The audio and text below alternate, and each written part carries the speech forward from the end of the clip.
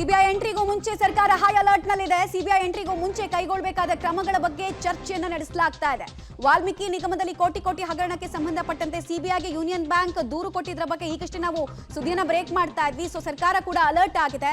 ಪ್ರಕರಣವನ್ನ ಗಂಭೀರವಾಗಿ ಮುಖ್ಯಮಂತ್ರಿ ಸಿದ್ದರಾಮಯ್ಯ ಅವರು ಪರಿಗಣಿಸಿದ್ದಾರೆ. ಯಾಕಂದ್ರೆ ದೊಡ್ಡ ಅಪವಾದ ಕೇಳಿ ಬರ್ತಾ ಇರೋದು ಸರ್ಕಾರದ ಮೇಲೆ. ಹೀಗಾಗಿ ಹೈ ವೋಲ್ಟೇಜ್ ಮೀಟಿಂಗ್ ನಲ್ಲಿ ಡಾಕ್ಟರ್ ಜಿ ಪರಮೇಶ್ವರ್ ಅವರ ಜೊತೆಗೆ ಹಲವು ವಿಚಾರಗಳ ಚರ್ಚೆಯನ್ನ ಮಾಡ್ತಾ ಇದ್ದಾರೆ ಅನ್ನೋದು ಕೂಡ ತಿಳಿದು ಬರ್ತಾ ಇದೆ. ನಾನು ಆಗ್ಲೇ ಹೇಳ್ತಾ ಇದ್ದೆ, ಒಂದ್ ವೇಳೆ ಸಿಬಿಐ ಏನಾದ್ರೂ ಎಂಟ್ರಿ ಕೊಟ್ರೆ ಸಾಲು ಸಾಲು ಅರೆಸ್ಟ್ ಆಗುತ್ತೆ. ಜೊತೆಗೆ ಸರ್ಕಾರವನ್ನ ಕೂಡ ತೀರಾ ಮುಜುಗರಕ್ಕೆ ತಳ್ಳುವಂತಹ ಪೊಸಿಷನ್ ಅದು.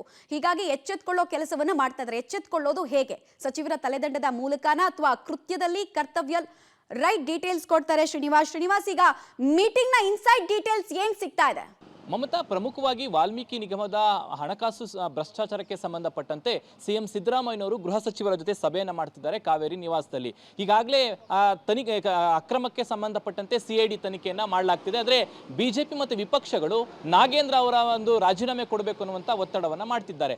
ಈಗ ಸಿಎಂ ಅವರು ಈ ಕೇಸನ್ನು ಗಂಭೀರವಾಗಿ ತೆಗೆದುಕೊಂಡಿದ್ದಾರೆ. ಯಾಕಂದ್ರೆ ಯೂನಿಯನ್ ಬ್ಯಾಂಕ್ ಅವರು ಪ್ರಕರಣವನ್ನ ಸಿಬಿಐಗೆ ಕೊಡಬೇಕು ಅನ್ನುವಂಥ ನಿಟ್ಟಿನಲ್ಲಿ ದೂರು ದಾಖಲು ಮಾಡಿದ್ದಾರೆ. ಒಂದ್ ವೇಳೆ ಸಿಬಿಐ ಏನಾದರೂ ಈ ಕೇಸಲ್ಲಿ ಎಂಟ್ರಿ ಆದ್ರೆ ಸಹಜವಾಗಿ ಸರ್ಕಾರಕ್ಕೆ ಮುಜುಗರ ಆಗುತ್ತೆ. ಒಂದ್ ವೇಳೆ ಏನಾದರೂ ಬಂಧನಗಳಾದ್ರೆ ಮತ್ತಷ್ಟು ಸರ್ಕಾರಕ್ಕೆ ಮುಜುಗರ ಆಗುತ್ತೆ ಅನ್ನುವಂಥ ನಿಟ್ಟಿನಲ್ಲಿ ಮುಂದಿನ ಕಾನೂನಾತ್ಮಕ ಪ್ರಕ್ರಿಯೆಗಳು ಏನಿರಬೇಕು ಅನ್ನುವಂಥ ವಿಚಾರವಾಗಿ ಮತ್ತೆ ಸಿಐಡಿ ಈವರೆಗೆ ಏನೆಲ್ಲ ತನಿಖೆಗಳನ್ನ ಮಾಡಿದೆ ಅನ್ನುವಂಥ ವಿಚಾರವನ್ನ ಸಂಬಂಧಪಟ್ಟಂತೆ ಸಿಎಂ ಅವರು ಗೃಹ ಸಚಿವರಿಂದ ಮಾಹಿತಿಯನ್ನು ಪಡೆದುಕೊಳ್ತಿರುವಂತದ್ದು.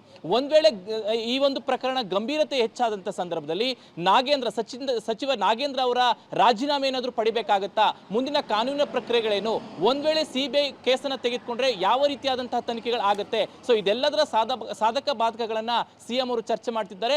ಬಹುಶಃ ಸಭೆಯ ಬಳಿಕ ನಾಗೇಂದ್ರ ಅವರಿಂದ ರಾಜೀನಾಮೆ ತೆಗೆದುಕೊಳ್ಬೇಕಾ ಅಥವಾ ಸಿಐಡಿ ಇಂದನೇ ಯಾವ ರೀತಿಯಾಗಿ ಮತ್ತಷ್ಟು ತನಿಖೆಯನ್ನು ಚುರುಕು ಮಾಡಿಸಬೇಕು, ಇವೆಲ್ಲ ಪ್ರಕ್ರಿಯೆಗಳಿಗೆ ಒಂದಿಷ್ಟು ಮಾಹಿತಿಗಳು ಲಭ್ಯವಾಗುವಂತಹ ಸಾಧ್ಯತೆ ಇದೆ. ಸದ್ಯ ಈ ಒಂದು ಅಕ್ರಮಕ್ಕೆ ಸಂಬಂಧಪಟ್ಟಂತೆ ಸಿಎಂ ಅವರು ಗಂಭೀರವಾದಂತಹ ಸಭೆಯನ್ನ ಗೃಹ ಸಚಿವರ ಜೊತೆ ಮಾಡ್ತಿರುವಂತದ್ದು. ಮಮತಾ, ರೈಟ್, ಧನ್ಯವಾದ ಶ್ರೀನಿವಾಸ್ ತಮ್ಮೆಲ್ಲ ಮಾಹಿತಿಗಾಗಿ. ಸಿಎಂ ನಿವಾಸದಲ್ಲಿ ಹೈ ವೋಲ್ಟೇಜ್ ಮೀಟಿಂಗ್ ನಡೀತಾ ಇದೆ. ಈ ವಿಚಾರಕ್ಕೆ ಸಂಬಂಧಪಟ್ಟಂತೆ ಅಕ್ರಮ ಎಸಗಿದವರು ಯಾರು, ಕರ್ತವ್ಯ ಲೋಪವನ್ನ ಎಸಗಿದವರು ಯಾರು, ಅಪವಾದದಿಂದ ಕಳಚಿಕೊಳ್ಳುವಂತಹ ಹಾದಿ ಯಾವುದು, ಈ ಎಲ್ಲ ಆಯ್ಕೆಗಳನ್ನ ಸದ್ಯಕ್ಕೆ ಸರ್ಕಾರ ನೋಡ್ತಾ ಇದೆ.